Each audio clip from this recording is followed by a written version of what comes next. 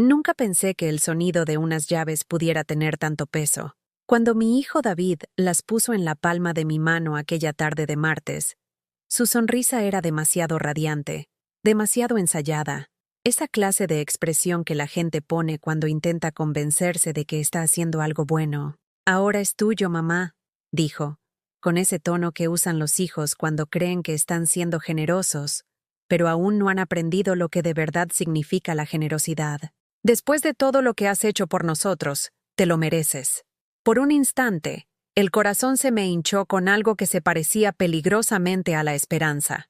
A mis 55 años, después de enterrar a mi marido 3 años atrás y pasar la mayor parte de mi vida adulta sacrificándolo todo por mi familia, pensé que quizá esta era mi recompensa. Quizá este era el momento en que todos esos años de poner a los demás primero finalmente volverían a mí en forma de reconocimiento, de amor hecho tangible.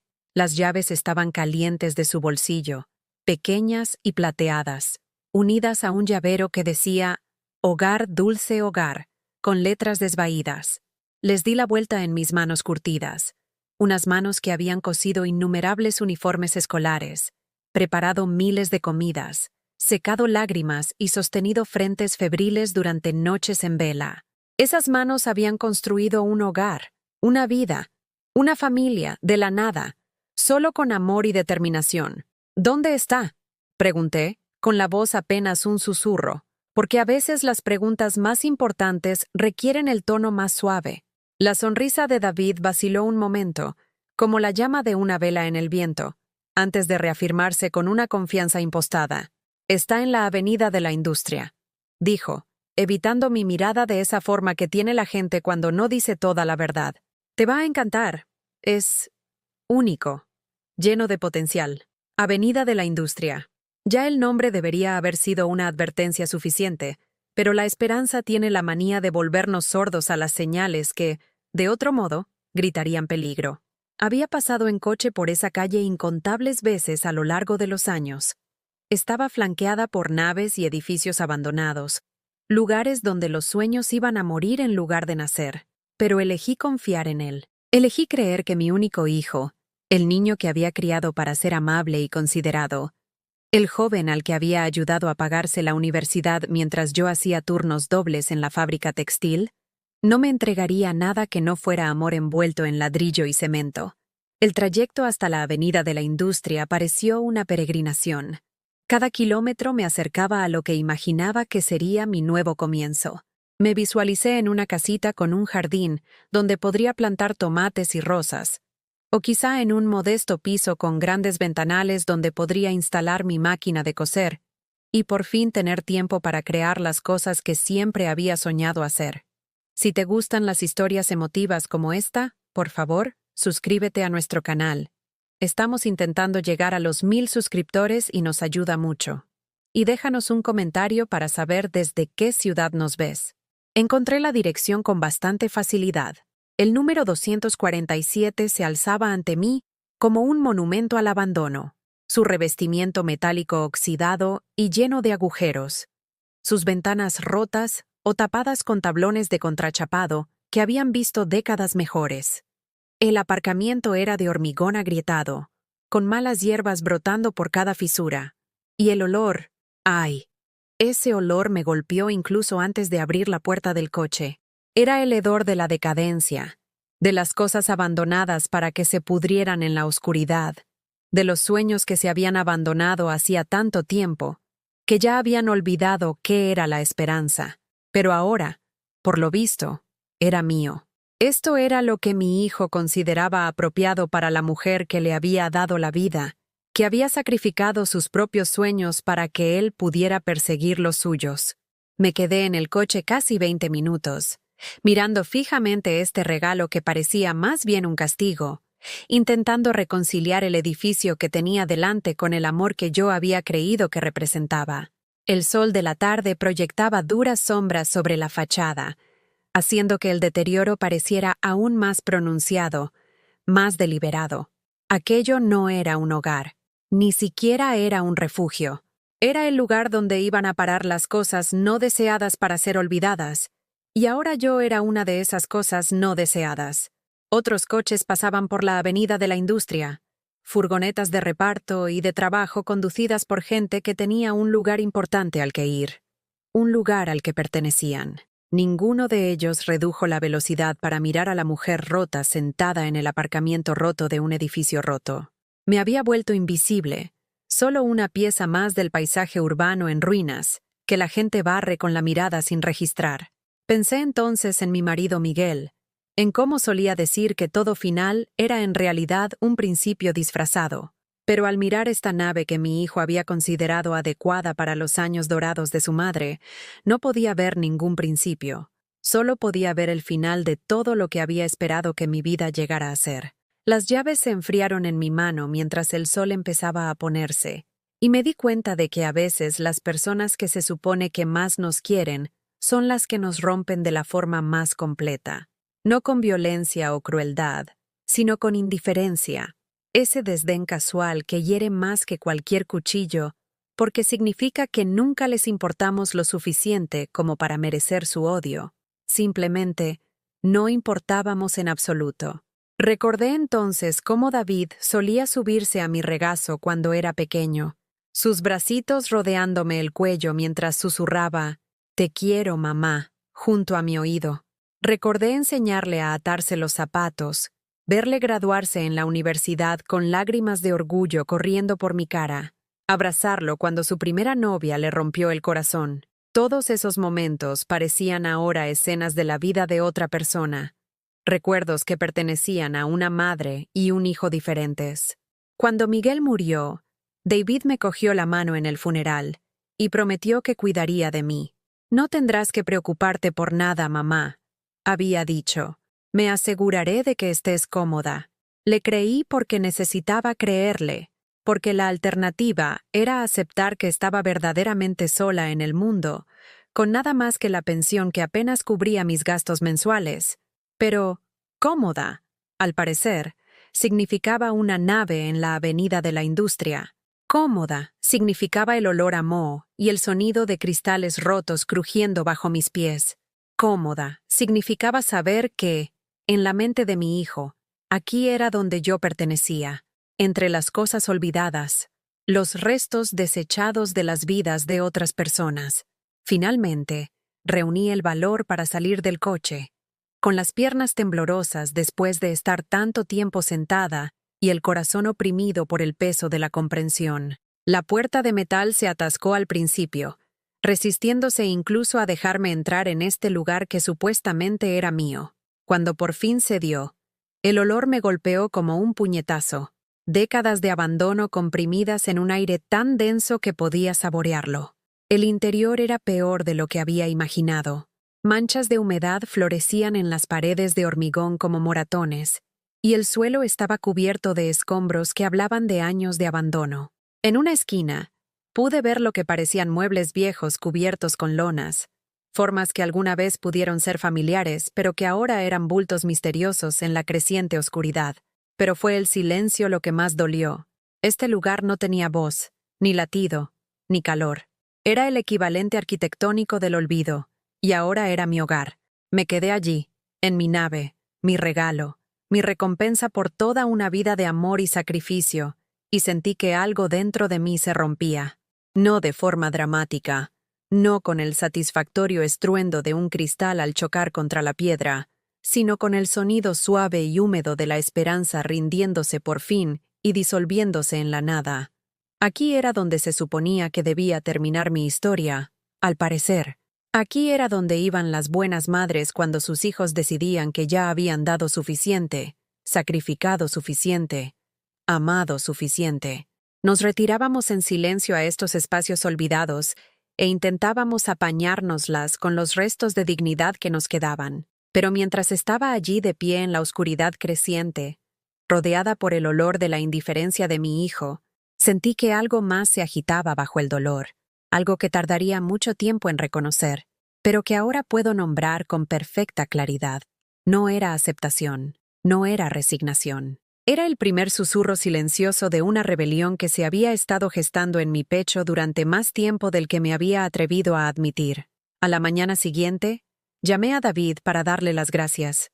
Sé que suena extraño, Pero cuando has pasado 55 años siendo el tipo de mujer que da las gracias incluso cuando le pisan el corazón, las viejas costumbres tardan en morir. Pensé que quizá había entendido algo mal, que quizá su regalo tenía algo más que no había visto con la tenue luz de mi primera visita. Ah, ¿ya has ido a verlo? Su voz tenía ese tono distraído al que me había acostumbrado con los años. El sonido de alguien cuya atención ya estaba en otra parte, probablemente mirando el móvil mientras su madre intentaba hablar con él. Sí, he ido. David, necesito preguntarte algo. Hice una pausa, eligiendo mis palabras con cuidado porque había aprendido que las preguntas directas a veces le ponían a la defensiva. ¿Hay algo más? ¿Alguna otra parte de este regalo que deba saber? Se rió.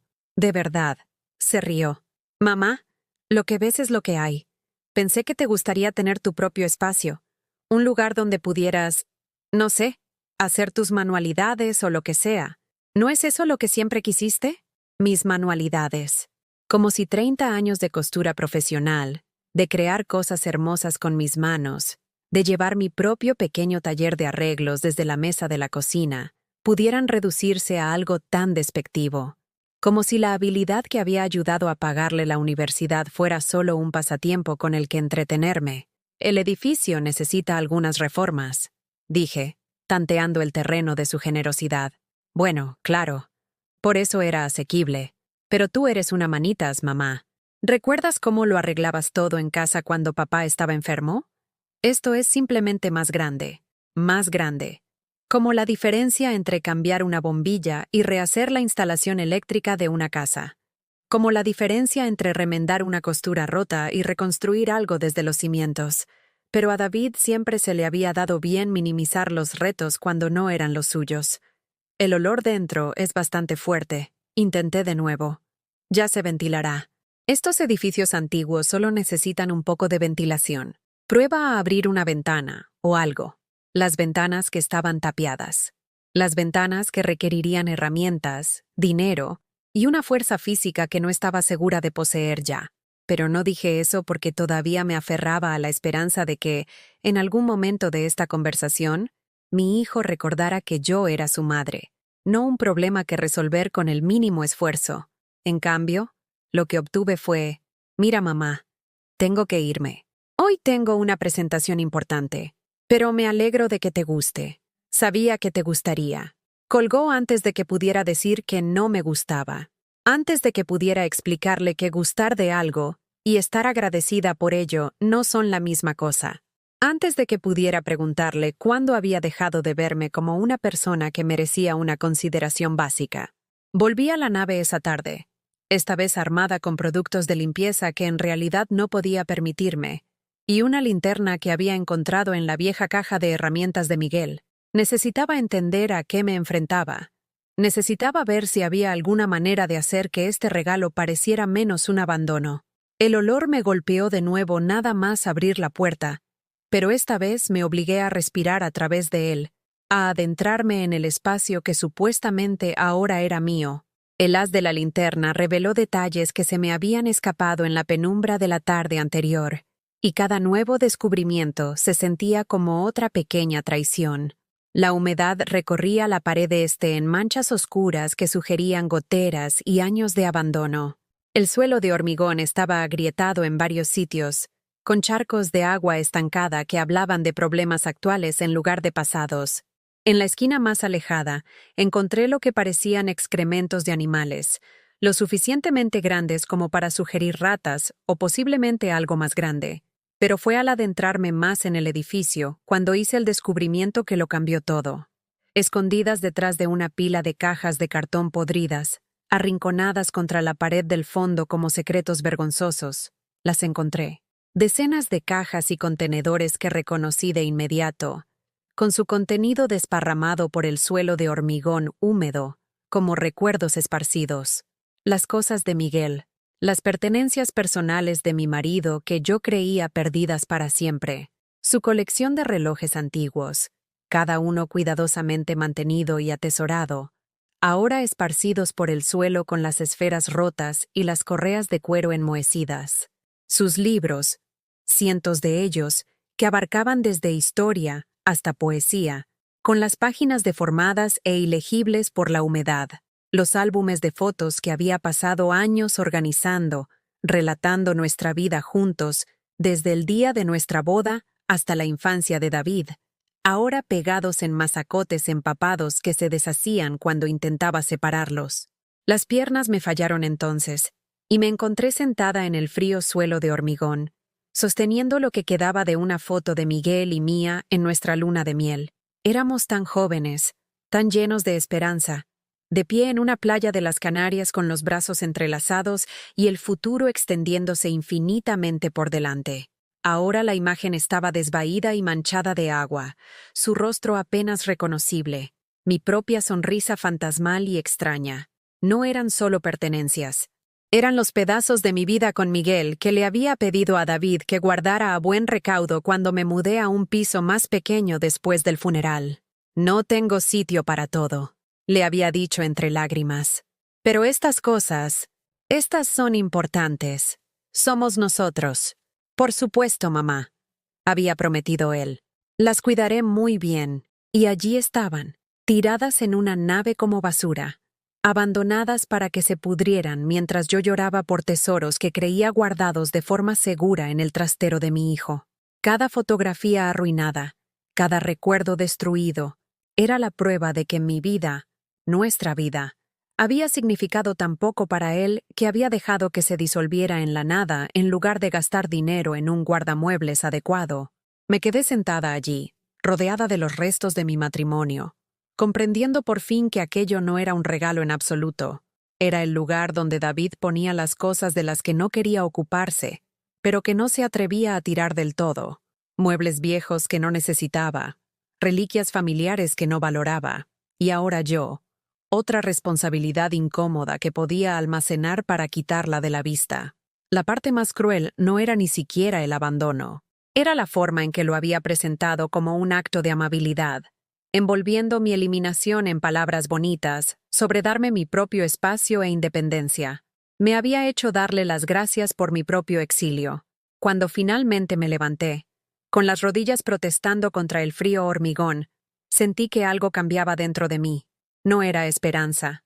Todavía estaba demasiado dolida para eso, pero algo más duro, más decidido, algo que sabía a rabia pero se sentía más como un despertar.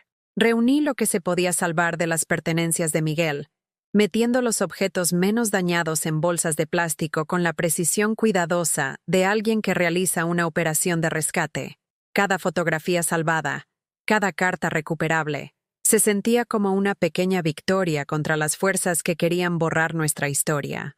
Mientras trabajaba, me sorprendí hablando con Miguel, explicándole lo que había pasado, disculpándome por haber permitido que nuestros recuerdos acabaran así.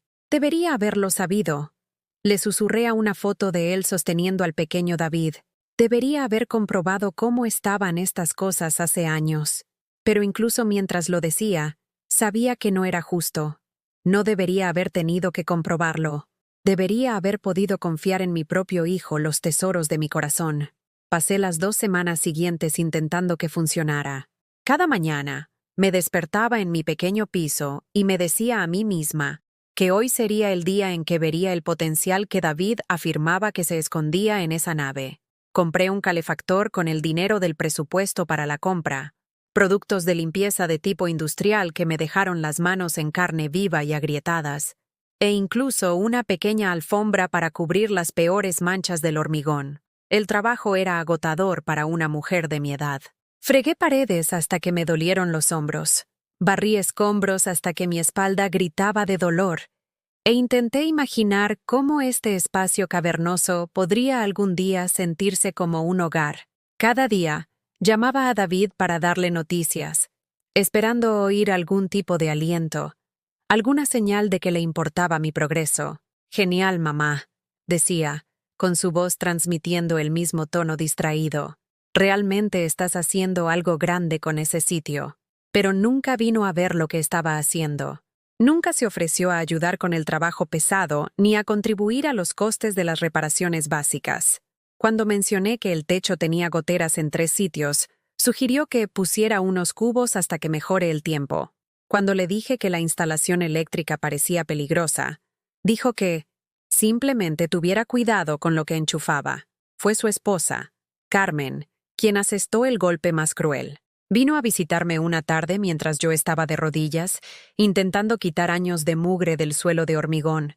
No había oído llegar su coche, así que cuando levanté la vista y vi sus tacones de diseño repiqueteando en mi improvisado hogar, me sentí expuesta y ridícula de una manera que me hirió en lo más profundo. Carmen siempre había sido educada conmigo, pero con el tipo de educación que la gente reserva para los empleados de servicios y los parientes lejanos. Correcta, pero fría.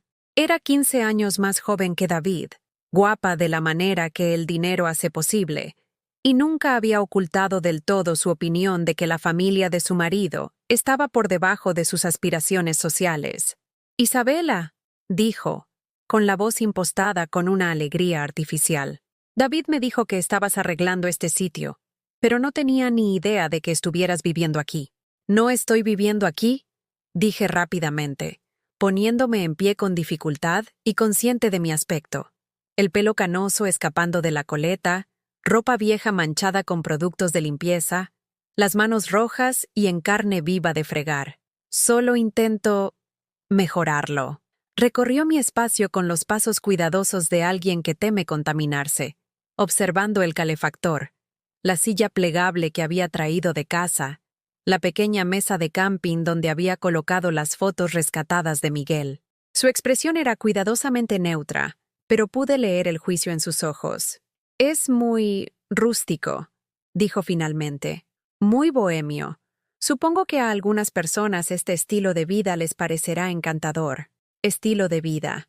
Como si yo hubiera elegido esto. Como si alguien eligiera pasar sus años dorados en una nave que olía a moho y a sueños rotos. David mencionó que quizá querrías tener aquí una especie de espacio para tus manualidades», continuó, examinándose las uñas mientras hablaba. «¡Qué detalle! Como un pequeño cuarto para tus aficiones». Ahí estaba esa palabra otra vez. Aficiones. Como si la habilidad que había sostenido a nuestra familia durante años, que había pagado la ropa del colegio y los regalos de Navidad de David cuando el dinero escaseaba, fuera solo algo que hacía para pasar el rato. «Yo tenía un taller de costura», dije, oyendo el tono defensivo en mi propia voz y odiándolo. «Hice toda la ropa del colegio de David. Arreglé vestidos de novia para la mitad de las mujeres de nuestro barrio». «¡Oh, qué bonito!», dijo Carmen, pero su sonrisa no llegó a sus ojos. «Debe de estar bien tener algo que te mantenga ocupada en tu jubilación». Jubilación. Otra palabra que sonaba como un despido.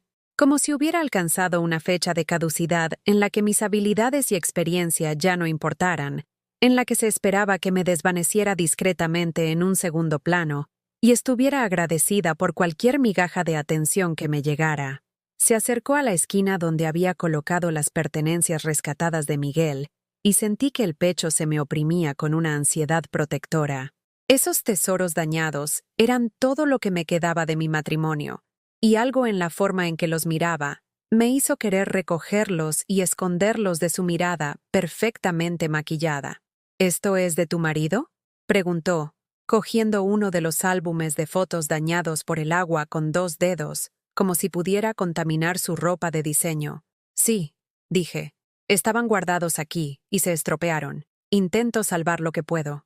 «Ah», dejó el álbum rápidamente. «Qué mala suerte. Aunque quizás sea hora de deshacerse de algunas de estas cosas viejas.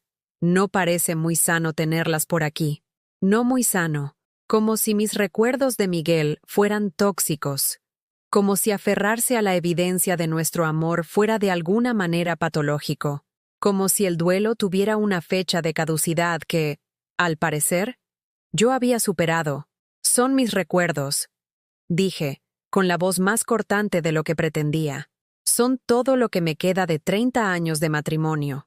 La expresión de Carmen se suavizó en lo que probablemente ella pensó que era compasión, pero que a mí me pareció lástima.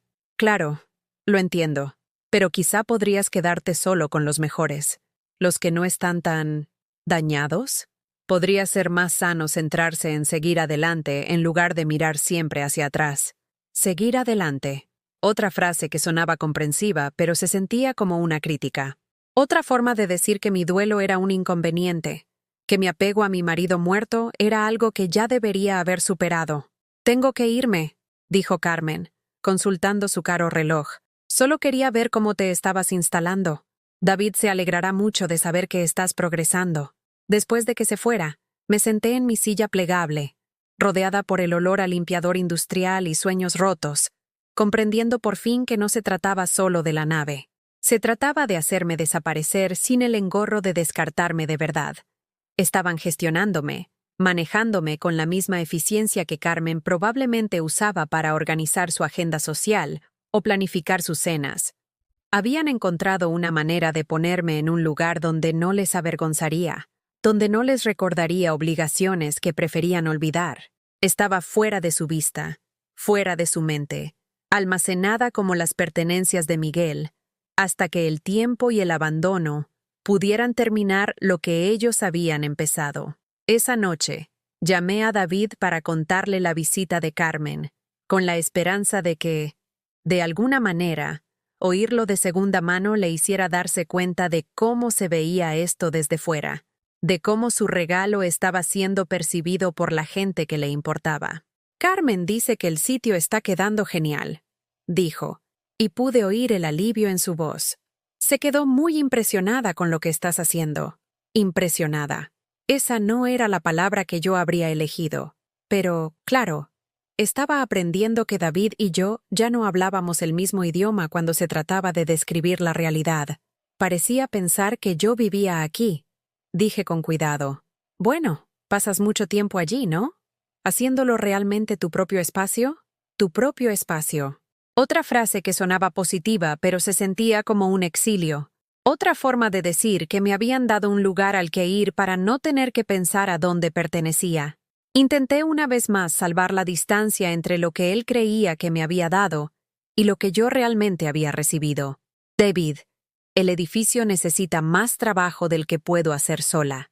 El tejado, las tuberías, los problemas eléctricos». «Mamá», me interrumpió, y pude oír la impaciencia creciendo en su voz. «Te di un edificio entero. ¿Sabes cuánto vale eso? La mayoría de la gente estaría agradecida por un regalo así. Agradecida».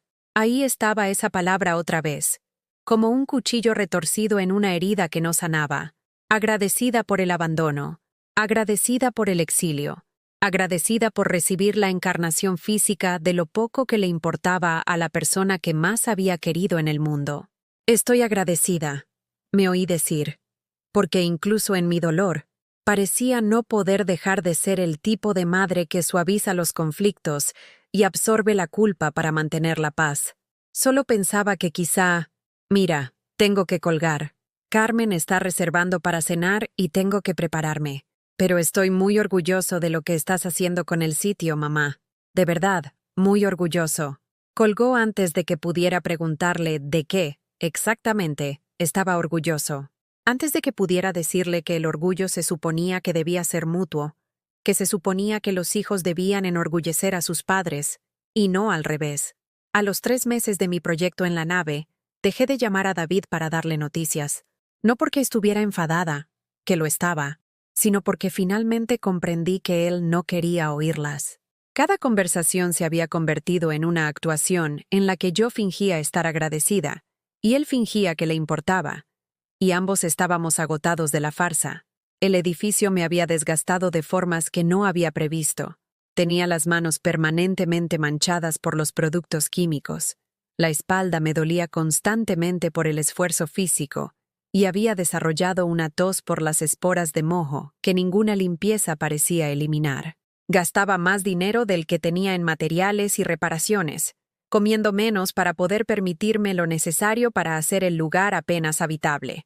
Pero la peor parte no era el desgaste físico, era la lenta comprensión de que estaba intentando construir un hogar en un lugar que nunca lo sería, intentando crear calidez en un espacio que había sido elegido específicamente porque era frío. Había montado un pequeño rincón con el calefactor, la silla plegable y una mesa de camping donde podía comer los almuerzos sencillos que me llevaba cada día. Me parecía patético incluso a mí, como un campamento de indigentes dentro de un edificio, como alguien jugando a las casitas con muebles de mercadillo. Pero seguí intentándolo, porque parar habría significado admitir que mi hijo me había dado algo imposible de amar. El punto de inflexión llegó un martes de octubre, cuando llegó la primera ola de frío de verdad, y descubrí que el calefactor no era capaz ni de empezar a calentar un edificio de ese tamaño. Me senté en mi rincón, envuelta en todos los jerseys que tenía, viendo cómo mi aliento formaba nubes en el aire mientras intentaba convencerme de que esto era temporal, de que de alguna manera encontraría la forma de que funcionara. Fue entonces cuando oí voces fuera, voces familiares que hicieron que mi corazón diera un vuelco de esperanza antes de que la realidad me golpeara de nuevo. David y Carmen estaban en el aparcamiento, y no estaban solos. Pude oír otras voces, gente más joven riendo y charlando de esa manera informal que sugería que eran amigos, no socios. Me acerqué a una de las ventanas sin tapiar y miré por un hueco en el contrachapado. Mi hijo estaba enseñando el edificio a lo que parecía un grupo de parejas de su edad, señalando la estructura con los gestos animados de alguien que cuenta una historia. Carmen estaba a su lado con un abrigo nuevo que probablemente costó más de lo que yo gastaba en la compra en 3 meses, sonriendo con esa sonrisa perfecta que ponía cuando quería impresionar a la gente. Debería haber salido a recibirlos. Debería haber abierto la puerta e invitarles a ver en lo que había estado trabajando, mostrarles cómo había limpiado y organizado e intentado crear algo hermoso de lo que me habían dado. Pero algo me detuvo. Quizá el orgullo, quizá la vergüenza, quizá la comprensión intuitiva de que aquello no era una visita, era una exhibición. Toda la propiedad básicamente no valía nada cuando la heredamos. Oí decir a David. Su voz llegaba clara en el aire frío. Solo esta vieja nave que se caía a pedazos, costándonos dinero en impuestos y mantenimiento que no podíamos permitirnos. Heredamos. La palabra me golpeó como un puñetazo. Este edificio, mi regalo, mi nuevo hogar, mi recompensa por toda una vida de amor y sacrificio, había sido heredado, no comprado como un gesto de gratitud, no elegido pensando en mis necesidades, sino heredado y, al parecer, no deseado hasta que encontraron la forma de convertirlo en mi problema en lugar del suyo. ¿Y qué hicisteis con ella?, preguntó una de las mujeres. Esta vez respondió Carmen, su voz brillante con la satisfacción de quien ha resuelto un rompecabezas particularmente ingenioso. Se la dimos a la madre de David. Siempre ha sido muy mañosa, ¿sabes? Siempre cosiendo y haciendo cosas. Pensamos que le encantaría tener su propio espacio para sus aficiones. Aficiones. Incluso ante extraños, mis habilidades profesionales quedaban reducidas a aficiones. Incluso cuando intentaban parecer generosos, no podían evitar hacerme parecer pequeña. ¡Qué bonito detalle!, dijo otra voz. ¡Qué regalo tan considerado! Fue perfecto, asintió David. Vivía en un piso diminuto, siempre quejándose de no tener suficiente sitio para sus proyectos. Ahora tiene todo el espacio del mundo. Nunca me había quejado de mi piso. Era pequeño, sí, pero estaba limpio. Era cálido. Y era mío. Lo había hecho hermoso con los muebles que Miguel y yo habíamos elegido juntos, las cortinas que yo misma había cosido, las fotografías que narraban nuestra vida. Nunca había pedido más espacio porque nunca había necesitado más espacio. Solo había necesitado sentirme querida, valorada, sentir que todavía importaba a la familia que había pasado mi vida construyendo. ¿Pero vive aquí de verdad?, preguntó alguien, y contuve la respiración esperando la respuesta. Oh, no, se rió Carmen. Ella tiene su propia casa. Esto es solo su lugar de trabajo. Su santuario creativo. Santuario creativo. Una nave con ventanas rotas, un tejado con goteras y sin calefacción, rebautizada como algo aspiracional para el beneficio de personas cuyas opiniones les importaban. Yo era un accesorio en su historia de generosidad, un personaje secundario en su narrativa de hijos considerados. Dieron una vuelta al edificio, con David señalando características que yo nunca había notado. El muelle de carga que se podría convertir, los techos altos que serían perfectos para ciertos tipos de negocios, La ubicación en esquina que podría revalorizarse a medida que el barrio se desarrollara. Hablaba de la propiedad con un conocimiento que yo no poseía, con una perspicacia que sugería que había estado pensando en su potencial mucho antes de entregarme aquellas llaves. Comprendí entonces que yo no era la beneficiaria de su generosidad, era la cuidadora de su inversión, era la guardia de seguridad no remunerada, la trabajadora de mantenimiento, la presencia humana que mantendría alejados a los vándalos y bajos los costes del seguro, mientras él esperaba a que la zona mejorara lo suficiente como para que la propiedad valiera la pena. Tu madre debe de estar muy agradecida, dijo uno de los hombres.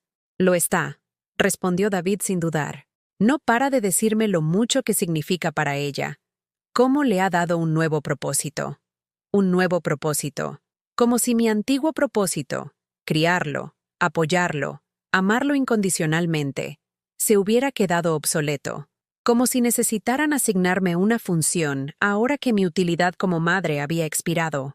Se quedaron en el aparcamiento otros 20 minutos, discutiendo sobre el valor de las propiedades, el potencial de desarrollo y la conveniencia de mantener bienes inmuebles en barrios emergentes. Hablaban de mi nave como si fuera una pieza de ajedrez en un juego más grande que yo no entendía, un activo estratégico que daría dividendos si eran pacientes e inteligentes con los plazos del mercado. Ni una sola vez mencionó nadie pasar a verme. Ni una sola vez sugirió David visitar a su madre para ver cómo se estaba adaptando a su regalo. Yo era invisible para ellos, irrelevante en sus cálculos, tan olvidada como lo habían estado las pertenencias de Miguel. Cuando se fueron, me senté en mi silla plegable, rodeada por el vacío de ese espacio cavernoso, y sentí que algo se rompía dentro de mí que no creía que pudiera repararse. No mi corazón, que llevaba meses rompiéndose en pequeños pedazos. Esto era algo más profundo, algo que me había mantenido en pie, esperanzada y dispuesta a intentarlo incluso cuando intentarlo dolía. Era mi fe en la historia que me había estado contando a mí misma sobre quién era y qué significaba para la gente que amaba. La historia donde ser una buena madre importaba, donde el sacrificio era recompensado, donde el amor era correspondido, aunque no siempre se expresara de la manera que yo hubiera preferido. Miré a mi alrededor los meses de trabajo, las paredes limpias, las esquinas organizadas, las pequeñas mejoras que había hecho con mis propias manos doloridas, y los vi claramente por lo que eran, no la evidencia de sacar lo mejor de una mala situación, no la prueba de mi resiliencia y determinación, sino los esfuerzos desesperados de una mujer que intentaba convencerse de que el abandono era amor, que la desatención era una oportunidad, que el exilio era un regalo. La foto de Miguel y mía en nuestra luna de miel estaba sobre la mesa, todavía manchada por el agua pero atesorada de todos modos. La cogí y estudié nuestros rostros jóvenes, recordando cuán seguros habíamos estado de que el amor sería suficiente, que construir una familia significaba crear algo permanente, hermoso y fuerte. Estoy tan cansada, Miguel, le susurré a su imagen desvaída. Estoy tan cansada de fingir que esto es lo que quería. Fuera, el viento de octubre sacudía el revestimiento suelto y se colaba por grietas que ni siquiera sabía que existían. El calefactor zumbaba inútilmente en la esquina, librando una batalla que nunca podría ganar contra la inmensidad de este lugar que nunca sería un hogar. Por primera vez desde que David había puesto esas llaves en mi mano, me permití considerar que quizá no tenía que seguir intentándolo. Quizá no tenía que seguir luchando por amar algo que había sido diseñado para romperme. Quizá había otra historia que podía contar. Una donde la mujer que había pasado su vida cuidando de todos los demás, finalmente decidía cuidar de sí misma. Pero todavía no estaba lista para esa historia.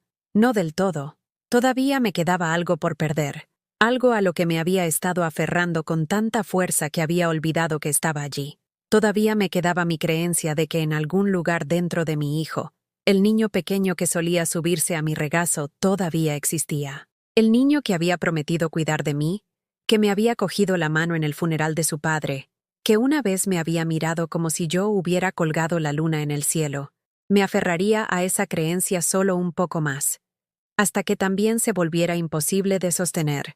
El cambio comenzó una gris mañana de noviembre, cuando dejé de fingir que la nave podría llegar a ser cálida. En lugar de luchar contra el frío, decidí entenderlo. En lugar de maldecir los ecos, escuché lo que me decían sobre el espacio. En lugar de ver decadencia, empecé a notar la estructura de algo que pudo haber sido hermoso una vez, mucho antes de que el abandono se apoderara de él. Aquel día había traído mi máquina de coser, no porque tuviera ningún proyecto en mente, sino porque el silencio se estaba volviendo insoportable y necesitaba el consuelo familiar de un trabajo que siempre había tenido sentido para mí. Mientras la instalaba en la mesa de camping, ajustando la altura para que no me doliera la espalda, algo que nunca antes había notado me llamó la atención: la luz. A pesar de todo lo malo de este edificio, a pesar de las ventanas rotas, las manchas de humedad y el olor a abandono, la luz era extraordinaria.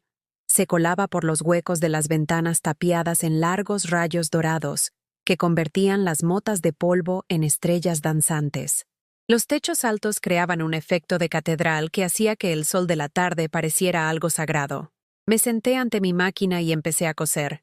Nada importante, solo retales de tela que había traído para mantener las manos ocupadas. Pero mientras trabajaba, me encontraba levantando la vista cada pocos minutos para observar cómo la luz se movía por el espacio, cómo cambiaba de color a medida que el sol se desplazaba, cómo hacía que incluso las manchas de humedad en las paredes parecieran arte abstracto.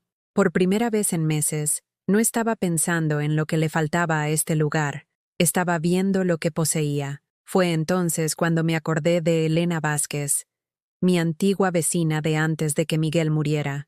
Elena había sido ceramista, y yo siempre había admirado la forma en que hablaba de su trabajo, no como una afición o una forma de pasar el tiempo, sino como algo esencial, algo que alimentaba su alma. Se había mudado a un sitio más pequeño después de su divorcio, y no la había visto en más de un año, pero recordaba que una vez dijo que todo lo que necesitaba era buena luz y suficiente espacio para pensar.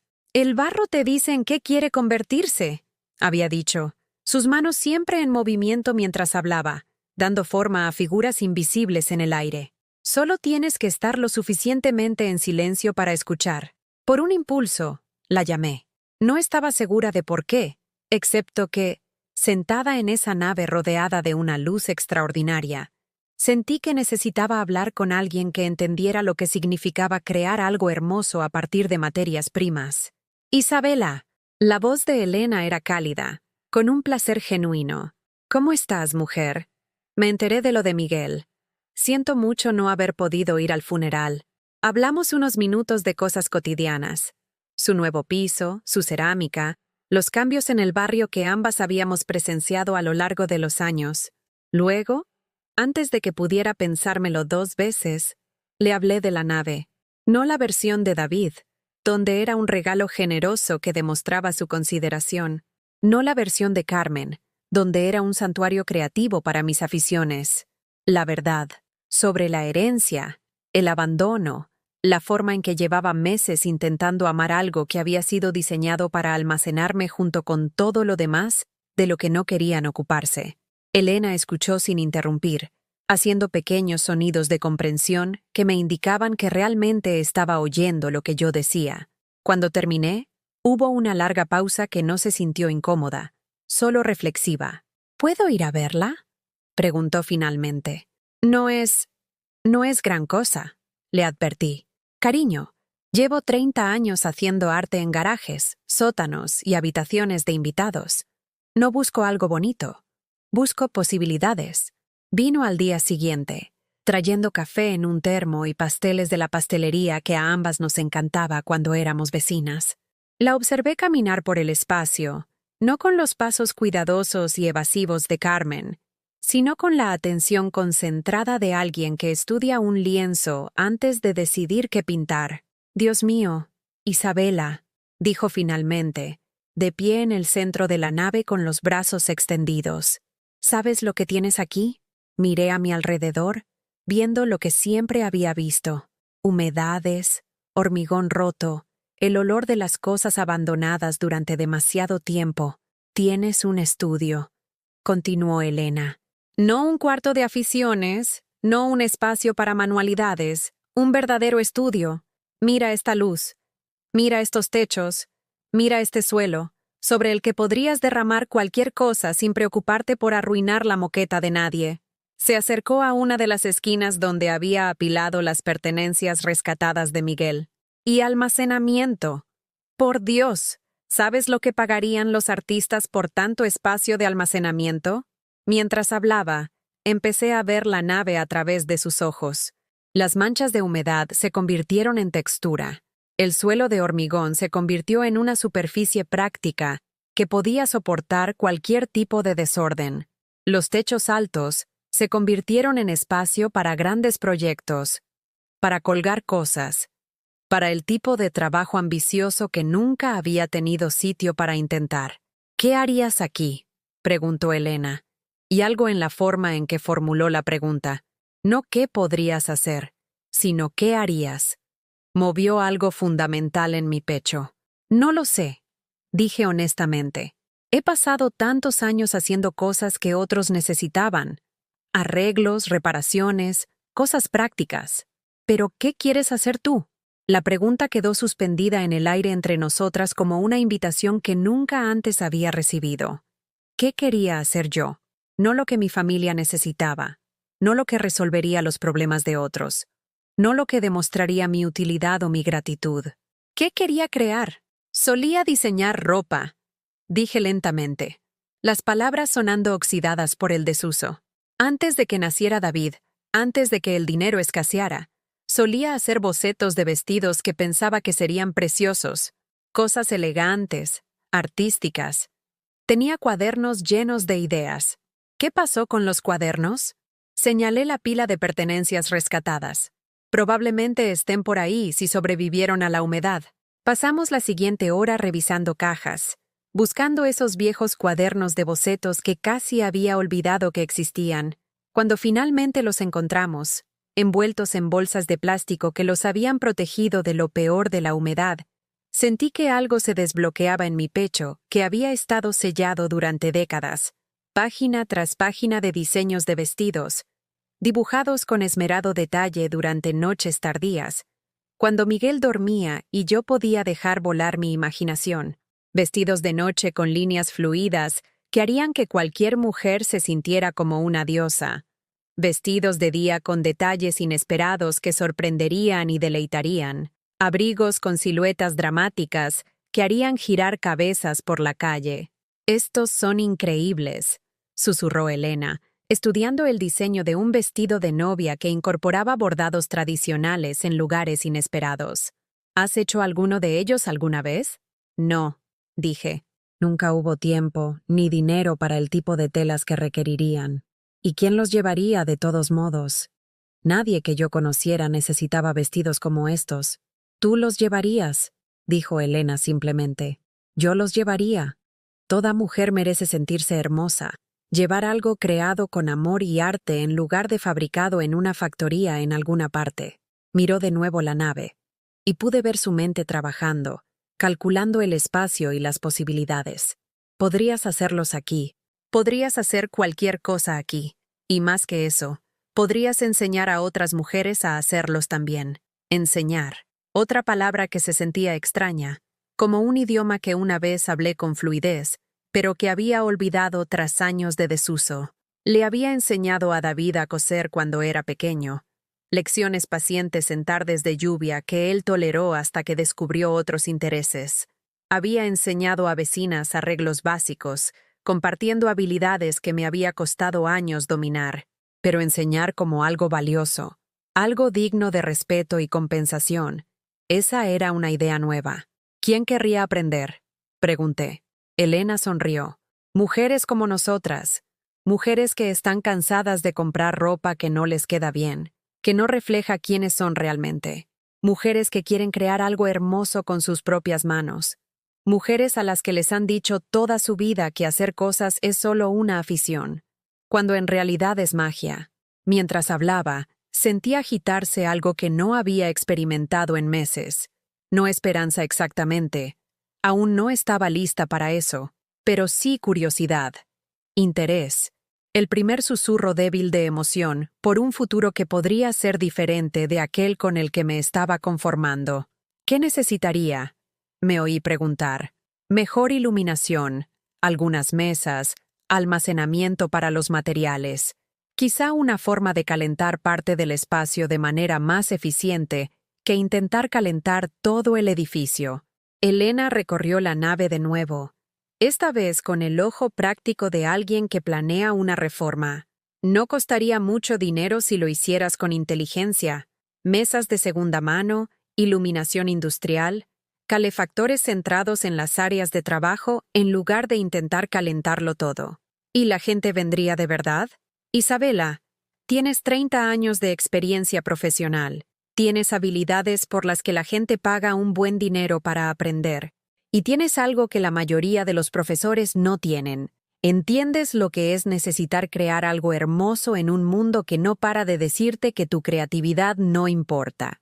Esa noche, me quedé en la nave más tarde de lo habitual, sentada en mi silla plegable con uno de mis viejos cuadernos de bocetos abierto en el regazo.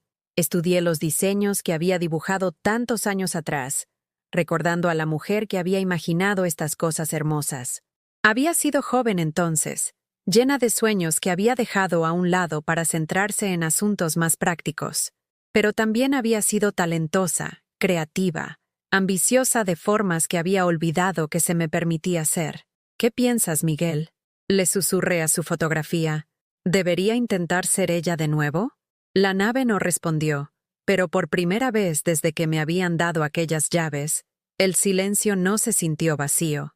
Se sintió expectante, como la pausa antes de que empiece la música, como el momento antes de que se levante el telón de una historia que nadie ha visto antes. Aún no estaba lista para creer en mí misma, pero estaba lista para dejar de creer en la versión de mí misma que otras personas habían decidido que era suficiente. Durante el mes siguiente, me convertí en una mujer con un secreto. No el tipo de secreto que conlleva vergüenza, sino el que encierra poder. El conocimiento silencioso de que algo está creciendo en la oscuridad, preparándose para emerger cuando sea el momento adecuado. Empecé poco a poco, de forma casi invisible. En lugar de comprar más limpiador industrial, invertí en una buena lámpara de trabajo que proyectaba una luz brillante y uniforme en un radio de 3 metros. En lugar de intentar calentar toda la nave, usé calefactores para crear un bolsillo cálido donde se pudiera trabajar de verdad. Compré una mesa de dibujo de segunda mano en una liquidación, su superficie marcada pero sólida, perfecta para extender patrones y bocetos. Cada compra se sentía como un acto de rebelión contra la versión de mí misma que había estado aceptando.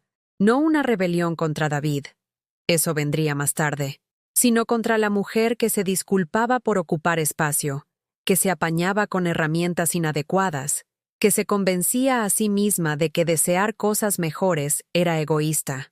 Empecé a dibujar de nuevo, no los intentos desesperados de rescatar viejos diseños, sino nuevos.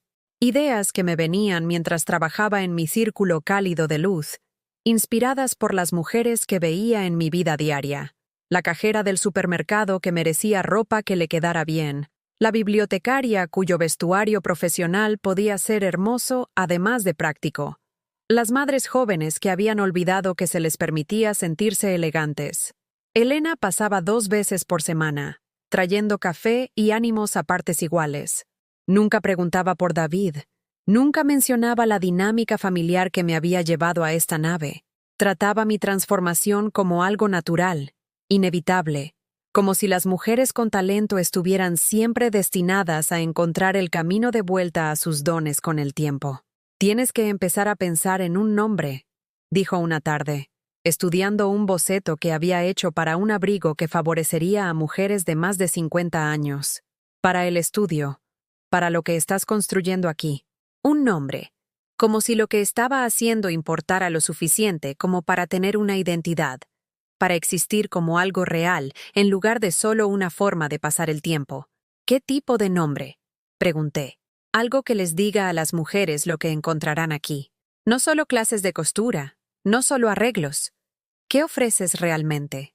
Lo pensé mientras trabajaba, considerando palabras como transformación, creatividad, belleza, pero todas me sonaban o demasiado grandilocuentes o demasiado comerciales.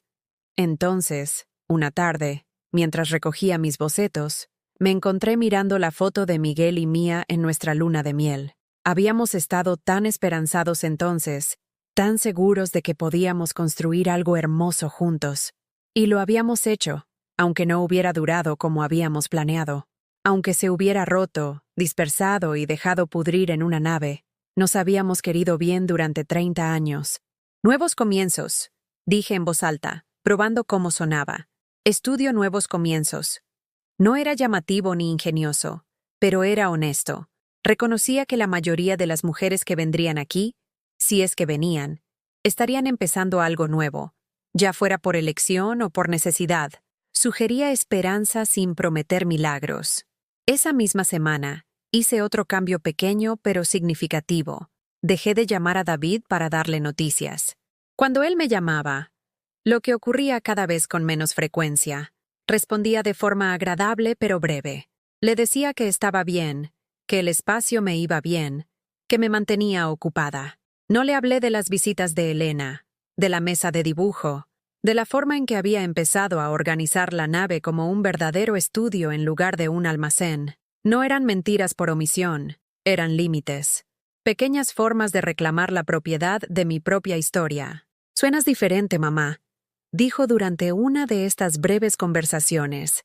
«Más, no sé, distante quizá. Solo estoy centrada en mi trabajo», le dije. «¿Qué tipo de trabajo?»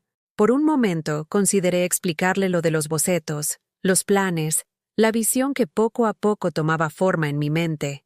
Pero algo me detuvo. Había tenido meses para preguntar por mi trabajo, meses para visitar y ver lo que estaba construyendo con mis propias manos. Su repentino interés me pareció menos curiosidad y más vigilancia. «Proyectos de costura», dije. Cosas que tenía pendientes desde hace años. Era técnicamente cierto, aunque no capturara la magnitud de lo que realmente estaba sucediendo. Estaba aprendiendo la diferencia entre la verdad y la transparencia, entre compartir mi vida y renunciar al control sobre cómo se contaba mi historia.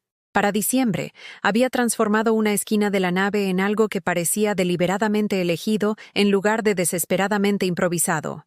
Buena iluminación, superficies de trabajo adecuadas, almacenamiento organizado para los materiales. Incluso había encontrado un pequeño calentador eléctrico que podía calentar el espacio eficientemente sin la batalla constante contra la inmensidad del edificio. Y lo que es más importante, había completado mi primer diseño nuevo en 25 años. Un vestido que Elena me había encargado para la boda de invierno de su hija. Era elegante pero práctico, sofisticado pero cómodo, el tipo de prenda que haría que una mujer se sintiera hermosa sin sentirse disfrazada. Cuando Elena lo recogió, se lo probó frente al espejo que yo había colgado en una de las paredes en mejor estado. «Esto es exactamente lo que imaginé», dijo. «Mejor de lo que imaginé». «Es solo un vestido», dije automáticamente, el viejo hábito de minimizar mi trabajo aún fuerte. «No», dijo Elena con firmeza. «No es solo un vestido. Es la prueba de que puedes crear algo hermoso cuando tienes el espacio y el apoyo para hacerlo correctamente. Es la evidencia de que tu talento no se desperdició todos esos años. Solo estaba esperando el momento adecuado para florecer de nuevo». Me pagó más de lo que le había pedido, insistiendo en que el trabajo de calidad merecía una compensación justa. El dinero se sintió diferente a los pagos que solía recibir por los arreglos. No solo ingresos, sino reconocimiento. La confirmación de que lo que había creado tenía valor más allá de lo práctico. Esa noche, llamé a mi vieja amiga María Santos, con quien había trabajado años atrás en la fábrica textil. Habíamos perdido el contacto después de que yo lo dejara para centrarme en criar a David, pero había oído por amigos comunes que se había convertido en supervisora, que siempre había tenido buen ojo para la calidad y el detalle. «Isabela, qué sorpresa». La voz de María era cálida y genuinamente alegre. «¿Cómo estás, mujer? ¿Cómo está ese hijo tuyo?» Hablamos un rato sobre la familia, el trabajo, la forma en que la vida se había desarrollado de manera diferente a como esperábamos cuando éramos jóvenes con grandes sueños y opciones limitadas. Luego le hablé de la nave, del estudio que estaba construyendo, del vestido que acababa de terminar. ¿Hablas en serio? ¿Hablas en serio?, preguntó ella. Creo que sí. Por primera vez en años, creo que hablo en serio sobre algo que es solo para mí. Bien, dijo María. Ya era hora. Siempre has tenido demasiado talento como para pasarte la vida haciendo realidad las ideas de otros. Prometió correr la voz entre las mujeres que conocía, mencionar que Isabela Navarro volvía a aceptar encargos, pero esta vez creando diseños originales en lugar de solo arreglar lo que otros habían hecho mal. En una semana, tuve 3 solicitudes. Mujeres que querían ropa que les sentara bien, que reflejara su personalidad, que las hiciera sentirse la mejor versión de sí mismas. No arreglos, encargos, obras originales que existirían porque yo las había imaginado. Empecé a mantener un horario fijo en la nave, llegando cada mañana como si fuera a un trabajo de verdad, porque en eso se estaba convirtiendo. Me preparaba el almuerzo, llevaba termos de café, me vestía con ropa de trabajo que pudiera mancharse sin remordimientos. Estaba construyendo algo, y construir requería presentarse de forma constante, día tras día, hubiera o no inspiración. El cambio no ocurrió de la noche a la mañana, pero estaba ocurriendo. Podía sentirlo en la forma en que mantenía los hombros erguidos al caminar, en la confianza con la que hablaba de mi trabajo, en la silenciosa satisfacción que provenía de crear algo hermoso con mis propias manos y ser compensada justamente por el esfuerzo. Y lo más importante, podía sentirlo en la forma en que pensaba en la nave. Ya no era el lugar donde me habían descartado, ya no era la prueba de la indiferencia de mi hijo. Se estaba convirtiendo en mía de una manera que no tenía nada que ver con la propiedad legal y todo que ver con la transformación. Estaba convirtiendo el abandono en una oportunidad, la negligencia en independencia. Estaba demostrando que, a veces, lo peor que te ocurre puede convertirse en los cimientos de lo mejor que jamás construirás. Pero todavía no estaba lista para compartir esta transformación con David. No porque temiera su reacción, sino porque quería ser lo suficientemente fuerte para manejar cualquier reacción que pudiera tener. Quería estar tan anclada en mi nueva realidad que su opinión, positiva o negativa, no pudiera sacudir los cimientos que estaba construyendo. La mujer que una vez necesitó su aprobación para sentirse valiosa, estaba siendo lentamente reemplazada por alguien que se valoraba a sí misma. Y esa mujer tenía planes que iban mucho más allá de gestionar la conciencia culpable de su hijo sobre dónde había almacenado a su madre. Ya no solo intentaba sobrevivir a su regalo, me estaba preparando para trascenderlo. El enfrentamiento llegó un miércoles de enero, 6 meses después de que David me entregara aquellas llaves. Lo había estado esperando. Esa llamada telefónica en la que la desesperación le haría recordar que tenía una madre, en la que sus problemas de repente harían que mis recursos parecieran dignos de consideración. Lo que no había esperado era lo preparada que estaría cuando finalmente llegara. Estaba en la nave, trabajando en una chaqueta para la señora López de la floristería, cuando sonó mi teléfono. La voz de David denotaba una tensión que no le había oído desde que era un adolescente, enfrentándose a las consecuencias de decisiones que había esperado que nadie descubriera. «Mamá, necesito hablar contigo. ¿Estás en casa?» «Estoy en el estudio», dije, usando la palabra deliberadamente, reclamando el espacio como algo profesional en lugar de personal. «¿En la nave? ¿Qué haces allí tan temprano?» Temprano. Eran las 10 de la mañana, la hora a la que llevaba llegando todos los días durante el último mes. Pero la pregunta de David revelaba lo poco que sabía de mi vida, lo completamente que había dejado de prestar atención una vez que resolvió el problema de qué hacer conmigo. «Trabajando», dije simplemente. «¿En qué?» La pregunta quedó suspendida entre nosotros, cargada de suposiciones que él no se daba cuenta de que estaba haciendo. Esperaba que dijera que estaba limpiando, organizando, trasteando con aficiones que no le importaban a nadie más que a mí. No esperaba que tuviera un trabajo que importara, que generara ingresos, que requiriera dedicación profesional, diseño de ropa a medida. Dije, «Tengo 3 encargos este mes». Una pausa. ¿Encargos? Mujeres que quieren piezas originales hechas según sus especificaciones. Me ha mantenido bastante ocupada. Otra pausa, esta vez más larga. Casi podía oírlo recalibrando, intentando encajar esta información en su comprensión de lo que se suponía que su regalo debía lograr. Mira, ¿puedo pasarme? Hay algo que necesito hablar contigo. Supe de qué se trataba antes de que dijera una palabra más. Las publicaciones de Carmen en las redes sociales durante el último mes se habían vuelto cada vez más frenéticas. Fotos de cenas caras con comentarios sobre darnos un capricho, bolsos de diseño justificados como piezas de inversión, fotos de vacaciones en complejos turísticos que costaban más por noche de lo que yo solía ganar en una semana, el estilo de vida que requería tarjetas de crédito, préstamos y el tipo de malabarismos financieros que finalmente se derrumban bajo su propio peso. El tipo de gasto que asume que los ingresos de mañana siempre superarán las facturas de hoy, hasta que de repente no es así. Por supuesto, dije, estaré aquí. Llegó una hora más tarde, y observé por la ventana cómo se quedaba sentado en su coche durante varios minutos, mirando la nave como si la viera por primera vez, lo cual, en muchos sentidos, era cierto. El edificio se veía diferente ahora, todavía industrial, todavía desgastado, pero con un propósito en lugar de abandonado. Había hecho reparar las ventanas rotas, no porque intentara aumentar el valor de la propiedad, sino porque unas ventanas adecuadas eran necesarias para el control de la temperatura y la seguridad. Había pintado las secciones que lo necesitaban, limpiado las superficies exteriores, hecho que pareciera un lugar donde se realizaba un trabajo importante. Cuando finalmente entró, su expresión pasó por varias emociones tan rápidamente que apenas pude distinguirlas. Confusión, sorpresa, algo que podría haber sido admiración y luego, inequívocamente, cálculo.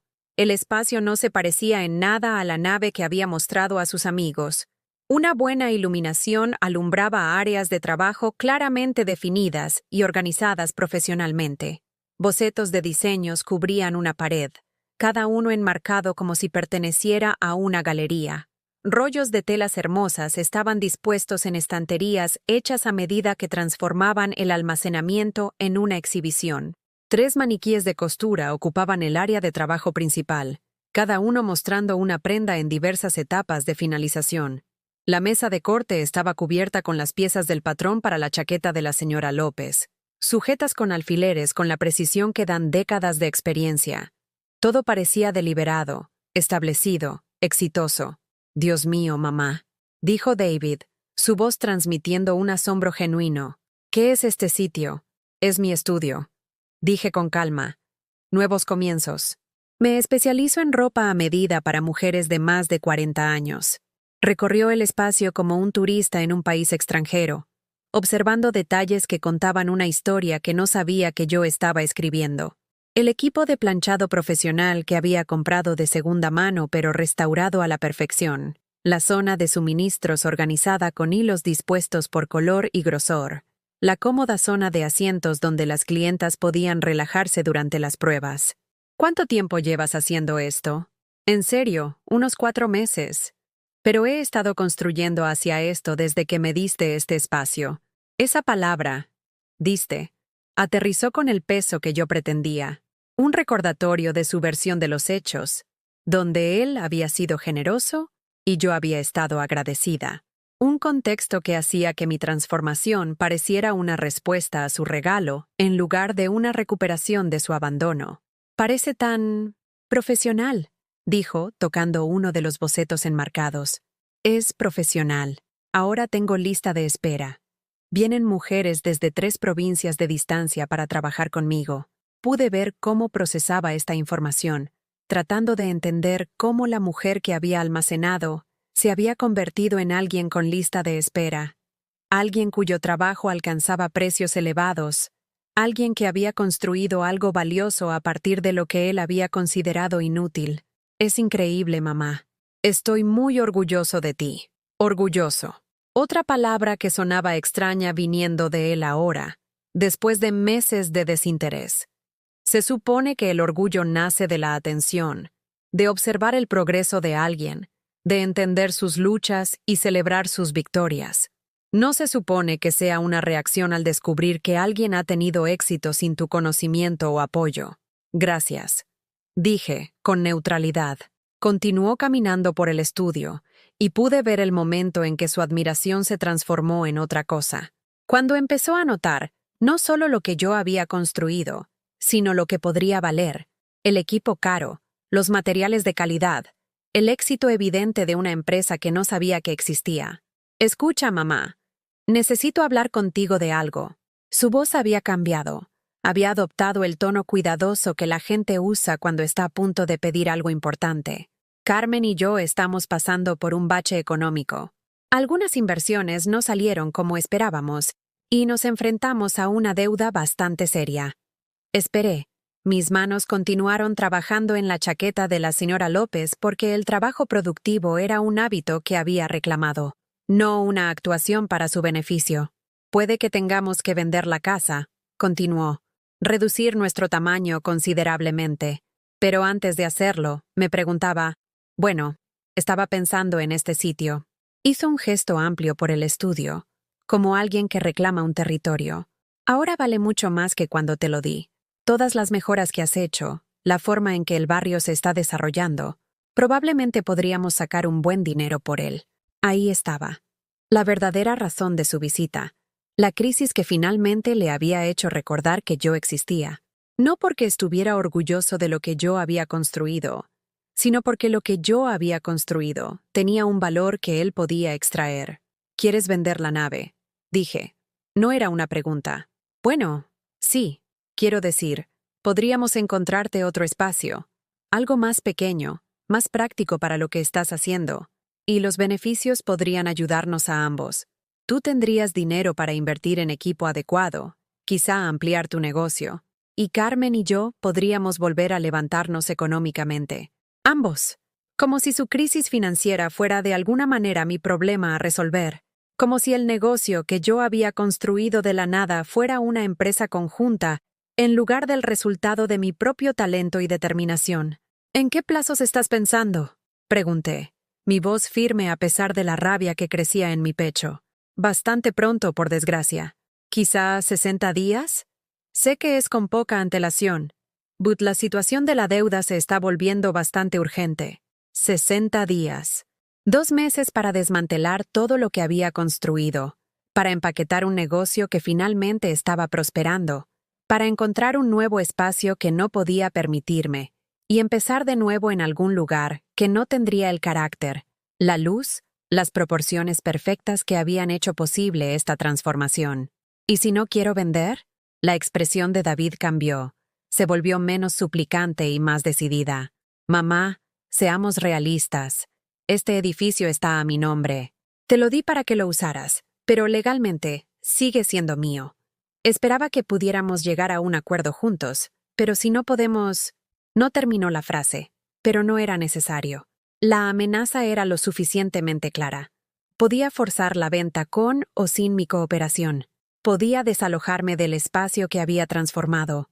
Podía vender el edificio que albergaba mis sueños. Podía reducir mi negocio a los elementos portátiles que cupieran en la habitación de invitados de otra persona. Ya veo, dije. No es que quiera hacer esto, mamá, pero Carmen y yo lo estamos pasando muy mal, y este activo, bueno, simplemente está aquí parado.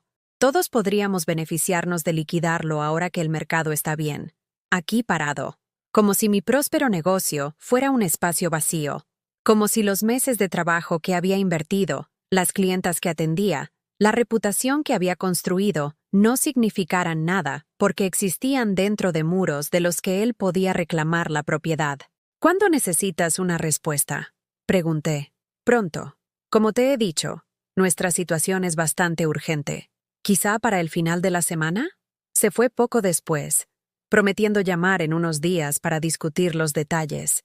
Me quedé en mi estudio, mi hermoso, profesional y exitoso estudio, y sentí algo cristalizarse dentro de mí que se había estado formando durante meses. No era rabia, aunque la rabia era parte de ello. No era dolor, aunque el dolor también estaba ahí. Era claridad. Una claridad perfecta y fría sobre en quién se había convertido mi hijo y lo que nuestra relación realmente significaba para él. Cogí el teléfono y llamé a Elena. «Necesito preguntarte algo», dije cuando respondió. «¿Esa amiga tuya abogada, la que te ayudó con tu divorcio?» ¿Sigue ejerciendo? Sí. Maya Rodríguez. Es excelente. ¿Por qué? Creo que necesito asesoramiento legal. Sobre derechos de propiedad de negocios, ese tipo de cosas. ¿Qué ha pasado? Le conté la visita de David, su crisis financiera, su plan de vender la nave y reubicar mi negocio en algún lugar más conveniente para sus necesidades. No puede hacer eso, dijo Elena de inmediato. No legalmente. No si tienes un negocio operando allí. Si has hecho mejoras sustanciales. Si tienes un contrato de alquiler. No tenemos un contrato de alquiler. Simplemente me dio las llaves y dijo que era mío. Entonces tenemos que hablar con Maya inmediatamente. Esto no ha terminado, Isabela. Ni de lejos. Por primera vez en meses, sonreí. Sonreí de verdad, con genuina anticipación por lo que estaba por venir. David creía que estaba recuperando un edificio. Lo que estaba a punto de descubrir era que me había dado algo más valioso que una propiedad. Me había dado la motivación para convertirme en alguien a quien no se podía descartar dos veces. Maya Rodríguez era el tipo de abogada que sonreía cuando oía hablar de matones que intentaban explotar vacíos legales. Llegó a mi estudio a la mañana siguiente, con su maletín en una mano y una cámara digital en la otra, lista para documentar lo que ella llamó mejoras sustanciales y operaciones comerciales establecidas. Tu hijo cree que puede desalojarte porque su nombre está en la escritura, dijo Maya, fotografiando mi equipo, mi espacio de trabajo organizado, la evidencia de un negocio próspero. Pero los derechos del inquilino no desaparecen solo porque no tengas un contrato formal, especialmente cuando has invertido tu propio dinero y trabajo en mejoras sustanciales. Tomó fotos de todo: la iluminación profesional que había instalado, las estanterías a medida, las ventanas reparadas, el sistema de climatización que mantenía mis telas en perfectas condiciones. Cada mejora representaba no solo dinero gastado, sino capital ganado a través de mi propio trabajo e inversión. Y lo que es más importante, continuó Maya, te hizo una donación verbal de esta propiedad, presumiblemente delante de testigos.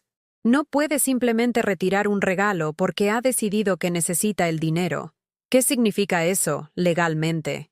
Significa que solicitaremos unas medidas cautelares para impedir la venta hasta que podamos establecer tus derechos sobre la propiedad. Significa que documentaremos cada euro que has invertido en mejoras. Significa que haremos que le resulte muy caro y muy público intentar robar lo que has construido. Caro y público.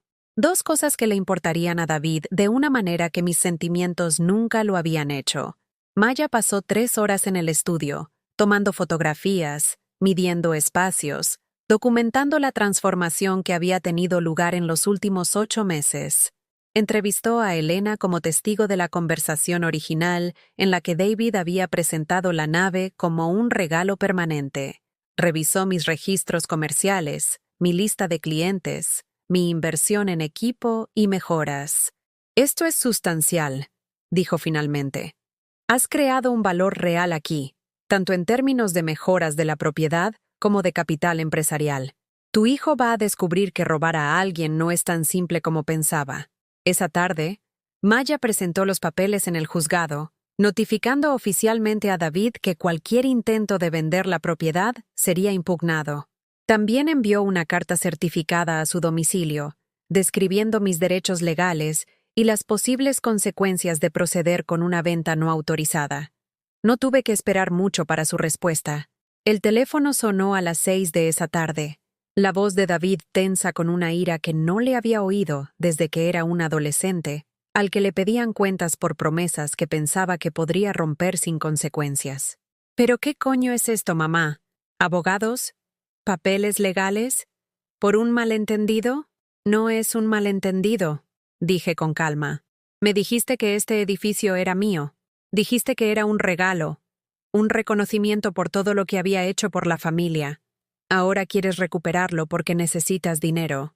Nunca dije que lo poseyeras permanentemente. Dije que podías usarlo. ¿Por cuánto tiempo? Una pausa. No lo sé. No le puse un plazo. Exacto. Sin plazo, sin condiciones, sin alquiler. Solo un ahora es tuyo. Eso se llama un regalo, David. Y no puedes retirar un regalo porque has decidido que lo necesitas más que la persona a la que se lo diste. Esto es ridículo. Es mi propiedad. Mi nombre está en la escritura. Tu nombre está en la escritura. Pero yo he pasado 8 meses y miles de euros transformándolo en algo valioso. Tengo un negocio aquí, clientes que dependen de mí, empleadas que planeo contratar. No puedes simplemente borrar todo eso porque Carmen se gastó demasiado dinero en bolsos. El silencio se alargó tanto que me pregunté si había colgado. Cuando finalmente habló, su voz tenía una frialdad que nunca antes me había dirigido. Bien, si así es como quieres jugar, ya veremos qué piensa un juez sobre una madre que no ayuda a su hijo cuando lo está pasando mal. Ya lo veremos, dije, y colgué. 2 semanas después, Maya llamó con noticias que me hicieron reír a carcajadas por primera vez en meses. El abogado de tu hijo quiere negociar, dijo. Al parecer, las medidas cautelares les han impedido poner la propiedad a la venta, y sus acreedores se están impacientando. Necesitan liquidez, y la necesitan pronto. ¿Qué tipo de negociación? Ofrecen venderte el edificio por debajo del valor de mercado. Sigue siendo más de lo que probablemente tienes acceso, pero significativamente menos de lo que podrían obtener en el mercado abierto. Lo pensé mientras terminaba el bajo de un vestido para una de mis clientas habituales. Una mujer que me había dicho que llevar mis diseños la hacía sentir como la persona que siempre supo que podía ser. Maya, ¿puedo preguntarte algo? Si yo fuera la propietaria de este edificio, ¿cuánto valdría? Basado en ventas recientes en la zona, probablemente alrededor de 200.000 euros. Quizá más, dadas todas las mejoras que has hecho. 200.000 euros. Más dinero del que jamás había imaginado tener, pero también una cifra que representaba el valor de lo que había construido, de lo que había creado a partir del abandono y la negligencia. ¿Por cuánto me lo ofrecen? 90.000. Están desesperados. Tomé una decisión que me sorprendió incluso a mí. Diles que pagaré 50.000, al contado. Cierre en 30 días. Isabela, eso es insultante. Nunca aceptarán. Lo harán. Dije con una certeza que no podría haber explicado. Porque no tienen otras opciones. Y porque 50.000 euros en 30 días es mejor que 0 euros, mientras sus acreedores les acosan. Tenía razón. 3 días después, Maya llamó para decirme que David había aceptado mi oferta. ¿Cómo lo sabías?, preguntó. Porque conozco a mi hijo. Cuando está desesperado, coge lo que puede. Y cuando está acorralado, se vuelve mezquino. De esta manera puede decirse a sí mismo y a Carmen que sacó algo del trato, que no perdió por completo.